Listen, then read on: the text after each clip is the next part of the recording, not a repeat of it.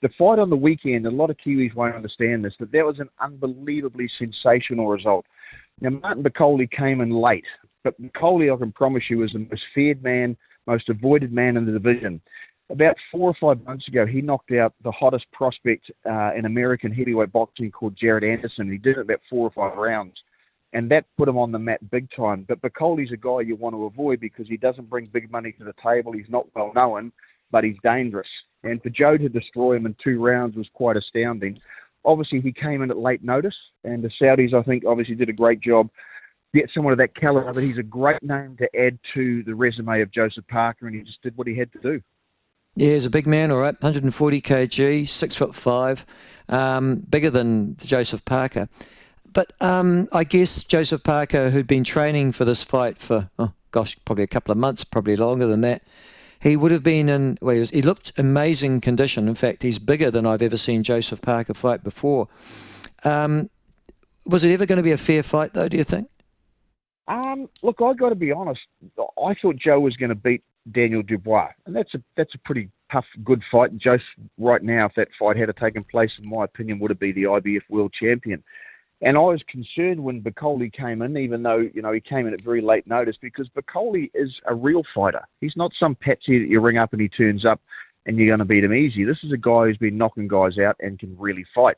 And so I was a little bit concerned, but obviously, Joe would have had the inside word. I would have thought that potentially he hadn't been training for quite some time. And obviously, when you come from the Congo and you haven't got a huge amount of money, £500,000 or £600,000 or whatever he got paid, there's a lot of money and it's hard to turn it down. I saw him in a social media clip where you saw Bakole dancing at the airport on his way to Saudi because he's so happy to get the fight and get the opportunity. So, this is one of the most dangerous men in the heavyweight division, and most people don't know that, but it's a fact. And Joseph took him out in 2 rounds. And I've got to be honest, Joe came in at like 121 kilos. It's the biggest he's ever been. They obviously wanted to come in at that weight, and it'll be fascinating to see what they do next. Well, and that's the issue. That's why we're talking to you, Dean. I mean, at the end of the day, Dubois is regarded as the future of boxing. I think I haven't read no chance, Michael. You don't think so? No. Dubois hasn't got anywhere near the ticker required to be the future of boxing. He was dropped by a blown-up cruiserweight called Kevin Lorena in the 2nd or 3rd round about 2 or 3 fights ago. He's well known for not having the strongest of tickers. He had an outstanding performance against Anthony Joshua, and Joshua's now got a suspect chin because he's been dropped so many times. So I don't think for 1 second Dubois is the future of the division, and I think more importantly, if Joseph Parker had fought Daniel Dubois, Joseph Parker would have won that fight because Joseph comes to the table. He's incredibly strong. He's got the fitness is through the roof. His confidence, his experience is through the roof. And mate, Joe has got a great chin and he's tough. And the only loss Joe has taken where he got knocked out was against Joe Joyce. Joe had bloody COVID, which no one knew about and no one still knows, but he had COVID at the time. And I don't know if you had COVID, mate, but I can promise you this, you don't want to be in a fight and do 12 rounds against a guy who can really fight. So it's fair to say I think Joseph Parker's in an amazing position. His next fight, ideally he lines up against Daniel Dubois. It's unlikely he'll get Usyk because Joe hasn't got the title that Usyk wants. Usyk wants to unify the division again. And so I see either it'll be Daniel Dubois or in a perfect world, Joe Parker will get to fight Anthony Joshua. And the great thing about that is Joshua brings big money to the table. And in my opinion, if he fights Joshua now, who's now got a suspect chin, he knocks him out. Okay. The suggestion, though, was, and it's being widely touted in boxing circles wider than New Zealand, that Dubois pulled out of his fight in Riyadh over the weekend as a gambit. So he wasn't really ill or under any form of physical ailment, but that they didn't want to risk so close to the event the possibility of a unification fight with Usyk. And the next big fight will be between Daniel Dubois and Alexander Usyk for the reunified heavyweight titles. Do you put any credibility with those suggestions? Conspiracy theories abound in boxing like they do in politics on a regular basis, and you've got someone in Dubai who probably spent $300,000-400,000 US, I would have thought, on getting prepared by the time you have, your training camps, your sparring partners, your chefs, your trainers, all that sort of carry on. If you didn't want the fight, you would have turned it down 2 or 3 months ago. And for him to pull out 2 days in advance, I would have thought there was real problems that he had. Because here's the thing, you don't fight, you don't get paid. Now, I'm guessing, I don't know, but I would guess his payday for that particular fight would be $3 or $4 million US. And mate, any boxer who hasn't had a huge amount of paydays like he hasn't would be wanting to put that in his bank account. So, and he would have been confident that he was going to beat Joe. The obvious thing to do now is to redo that fight. And if I was Turkish, the guy who's running the show in Saudi Arabia, I'd be saying, well, you pulled out. Let's do this fight, and the winner fights Usyk after that. Well, that makes sense. But the suggestion from, I think, Warren, is he the promoter for, or the manager of Dubois, is that they want Usyk. They don't want to have to fight Faker. Is that right? No, I agree with that. Look, I wouldn't. Of course, Frank's going to push for that, but I think, and I could be wrong, I think somewhere in there Joe's tied up promotionally with Frank Warren. I'm not 100% sure. And if that's the case, Frank Warren will shrug his shoulders because he wins either way, and it doesn't matter. It'll come down to what percentage of Joe, if he has got a promotional contract with him, what percentage of Joe he has got. So I'm not quite sure of the machinations in there, but all these things, mate, this all adds to the drama of the sport. Yeah.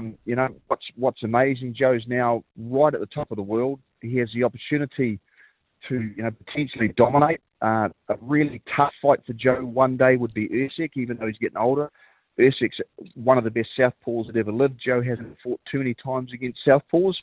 I would love to see Joe come to the fore when Usyk goes, because I think he can dominate the division. Let's just take Usyk, Alexander Usyk, Ukrainian, as we know. I sometimes think he fights, well, given the particular circumstance of Ukraine at war with Russia, obviously, and the enormous amount of damage, destruction, and death that's consequent for that. He's got this reason to fight, to engender, obviously, morale amongst all Ukrainians, and particularly on the front line. Does he fight again? He was at ringside. Yeah, of course. He does? He's not going to retire? Yeah, he said he's got 2 more fights left in him. And, mate, I've got to be honest, Michael, if you want to see someone who's absolute humour, have a look at some of Usyk's social media clips where he's training, where he dances, where he talks about the opposition. And he knows he's got an interesting and different look and accent, and he plays to it. And he's an incredibly funny guy. I mean, really funny guy. And unfortunately, probably because of his lack of English, people think he hasn't got charisma, and he's not as famous as he could be. This might be one of the greatest southpaws that ever lived in the heavyweight division. And if he retires undefeated, he's doing something that very, very few. I think Jack Dempsey might be the only one it wasn't Dempsey, it was somebody else. Rocky Marciano, who retired in the heavyweight division, had 48 fights, retired undefeated. Well, Usyk won't have that number of fights under his belt, but he could potentially fight, finish undefeated, and he's going to have hundreds of millions in the bank, because that's the sort of money he's making now in Saudi. So a couple more times, and I think he's done, because he's getting close to 40. Well, let's go. I'm looking now at the boxing rankings as a result of the fight. And you're right, Martin Bakole was really well ranked. He was in many of the world ranking agencies. He was in the top 5 or 6 in the world, and some of the ranking agencies, with the WBC, the IBF, the WBO, for example. But I'm now, I think, with TBRB, he was the first challenger to Alexander Usyk. So that's how highly ranked he was. Does this hurt him, or is the excuse for Bakole, listen, I came in with 23 hours notice, I didn't do a camp, it just gets shrugged off? Because that's only his first or second defeat? I think it's his first loss. The answer is it hurts him a little bit, but he'll be able to shrug it off for that exact reason, right? And he's now a fighter that he'll take any fight that he's given at any stage of his career. So Bakole will probably go away and be gifted maybe an easier fight to allow him to come back, with a win under his belt. And I tell you what, a really good outcome was on the weekend was on the undercard. Zhang Zhilei up against Ajit Kabiel. That Kabiel comes out of Germany, and he is a stunningly good fighter, and he'd be an amazing fight for Joe. They'd go to war, but right now Joe wants to avoid that. He really only wants one of 2 fights, in my opinion, and I could be wrong. Fight number 1 is Dubois to give him the IBF world title. Fight number 2 will be AJ, Anthony Joshua, because he's the one who brings the most of our money to the table. Outside of that, I wouldn't be looking at too much else for Joe.